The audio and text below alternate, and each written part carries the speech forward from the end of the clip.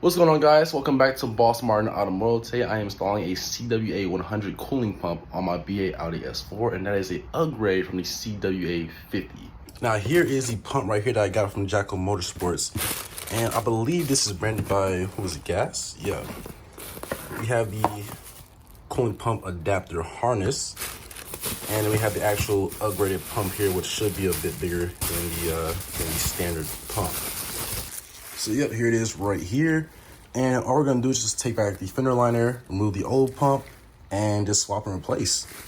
And I believe we have to actually depin one of these wires on the harness in order for it to run at 100% full rate all the time. And if you do not cut that wire or unpin that wire, you run the risk of actually gonna check engine light or the whole unit not functioning at all, apparently. So I'm just gonna go ahead and run it at 100%.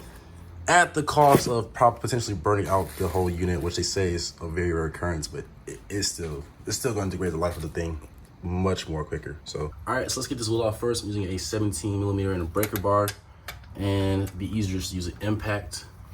And if you have the tool and the trunk, the toolkit in the trunk should have the proper size as well. Let's see. Make sure you get these loose on the ground before you jack it up, because it's going to be hard to get these off in the air.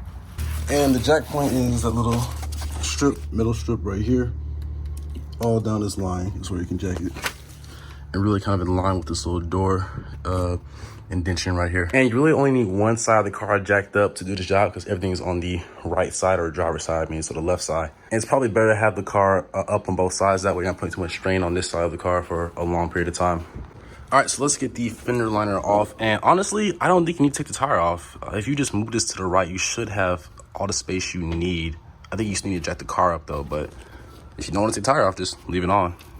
But essentially it's just a couple of Torx bits. So you have probably a T25 right here, and then a little fastener here we can remove. But I'm taking all the fender liner off because I'm replacing all of this, so just ignore what I'm doing. So T25, another one up here, and then probably another one at the top here, but as you see, this is completely torn up. So, and then this one should come off with the back of a hammer or some other, or a trim remover tool. I can get it back there behind it. Yep. Okay, I have to just lift it up. Pops off just like that. Yep, it's just a little post that it sits on. There's gonna be a few more up here, I believe, but mine is torn up, so I don't have the example to give you. Just kind of work with it. And now we have clear access to the stock CWA50 pump. All right, so the strategy here, I only see one bolt holding the whole pump in, and that bolt's right here, which I believe is a 10mm. So I'm gonna take that bolt off, and then I wanna have space to actually move the pump around. That way, I can take some clamps, we can clamp off the hoses here and here where I don't lose any coolant. And I have some pliers, I'll get these hoses off. So I think that's the strat. We'll leave this in until the very end. All right, cool, let's get this 10mm loose right here in the back.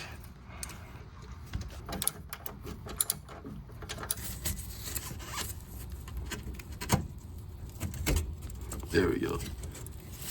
All right, so I kind of moved this brace up, and the pump is pretty much free from this little retaining bracket here. I think there might be another bolt holding that side in, but what I can do is I can get these hoses off first and then slide that down, unclip it, and get this bracket off next, maybe. We'll see. All right, so I got these hose clamp plier tools or clamp tools, and hopefully these are strong enough to clamp down and block the flow of coolant. All right, so I went and got a smaller one. I'm gonna clamp the other one right here. And I'm assuming it's gonna be like a super slow leak, essentially. Because these are not clamping down with enough force at all, to my knowledge. All right, so I'm adding some zip ties on here as well to keep it nice and tight. All right, let's take the hose clamp pliers, which are these right here. And these will allow me to get into these tight spaces here. And there's gonna be a bit of coolant that drains, but I'm just gonna put it onto this clamp here. It's actually on top up there. You get hooked on. Yep, it did. Perfect. I squeeze it, it locks into place by itself, and now I can just slide that hose back, or the clamp back, I mean, rather. And watch out for the coolant. I presume these are on here pretty snug. Yep, so the clamp is back and off. Just gotta get the hose off.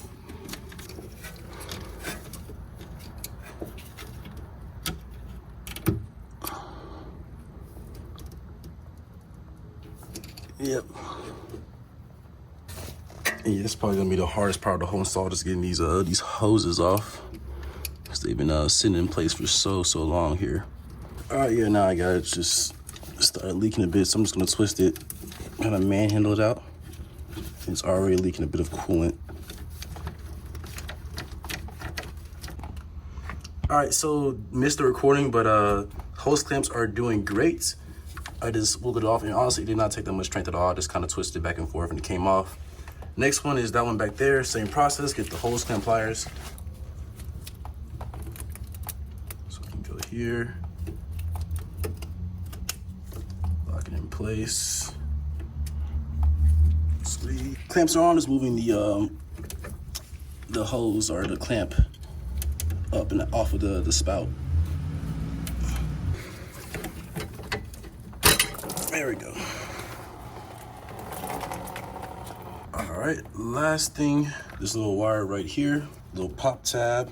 All you gotta do, take the flathead, pop it down. There, now it's up. Now you push down now. Boom. Throw this to the side, somewhere where it won't get coolant on it, hopefully. And now the pump is out. All right, yeah, so CWA100 versus CWA50. And the only thing I have to do is actually rotate this rubber band over, this rubber right here over to this location here. There we go. All right, so I think I got it pretty much in the same exact place. This is for the hose fittings, at least. The connection point at the bottom, that will be long enough to line up wherever it sits at. So ideally, it'll sit just like this here. So in regards to the wiring harness adapter, as you see, the old pump had a much smaller unit. The new one has a much larger. So this one is the adapter for it. And sometimes you have issues with these being wired incorrectly, but the one I got from Jackal Tuning, or who is this, Gas, this one is wired correctly. But we're going to actually cut the PWM wire, or actually depin it from this side. I'll show you that in a second. But essentially, that little notch right there, top left up there, when the focus is that little dot right there. This is how you know it's the one position for the pin. So it goes 1, 2, 3, and if you just bend this one up forward like this, and I'm not sure why it's not focusing, you can see that's labeled 3, 2, 1 on that side. So essentially, I'm put the chart up, but what is it? 1 position here goes to the 2 position here. You can see the power line. The 2 position here, which is the PWM, I believe, yep, goes to the 1 position here, which is the PWM, which is 3 on the fatter side. And then the 3rd position to the far right, which should be the ground, goes all the way to the 1 position on this side. So all I'm gonna do is take that colorful wire there, the white and red one to the left, and yours may or may not be different. So make sure you inspect the colors and do the same check I did. But I'm going to depin the wire from the 3rd position on this side. Yeah, on second thought, I'm gonna just cut the PWM wire, and if it goes wrong, I'll just take it apart and solder a new wire on. It was too hard to get the pin out. So take some scissors and cut the number 3. All right, let's see if we can get everything back into place here. So let's get these caps off.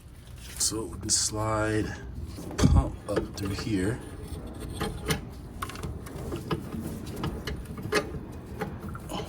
Let's try to get this hose onto the pump right here.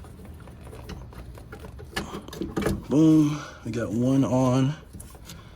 And let me try to get this next one on as well.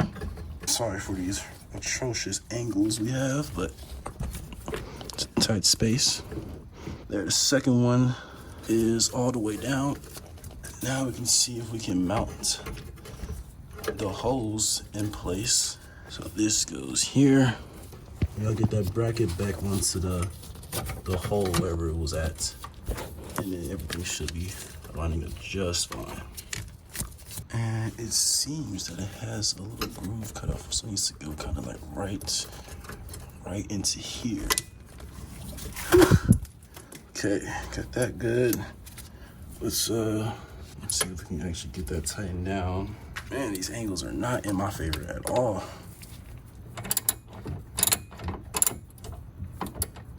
And minimal coolant loss. This is absolutely great so far. So that is now mounted in place. Last thing I'm gonna do is actually these coolant clamps back down and into place. And you gotta have these clamps here, so convenient. Get into these tight to reach places. So all the clamps are on there pretty good. Let's get the wiring harness done now. So the fat side goes into here. Match it up. Snaps in. And this side connects to the OEM, or the one that goes to the engine. So that goes in right there, slide it on. And we are done. So let's get some coolant into there. Just gonna cut these zip ties and let everything flow back into the system. Yeah, these clamps did great. It was like 10 bucks on Amazon. Only issue was we have to use zip ties to keep it in place. So let's get this one off. When I open the door, this pump should kick on. So let's check it out.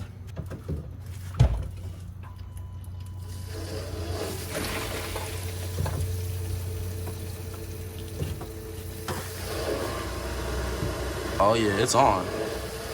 And we can go ahead and zip tie this wire out the way somewhere. So maybe how I zip tied it up, just kind of to that coolant hose right there. And that should be nice and out of the way. It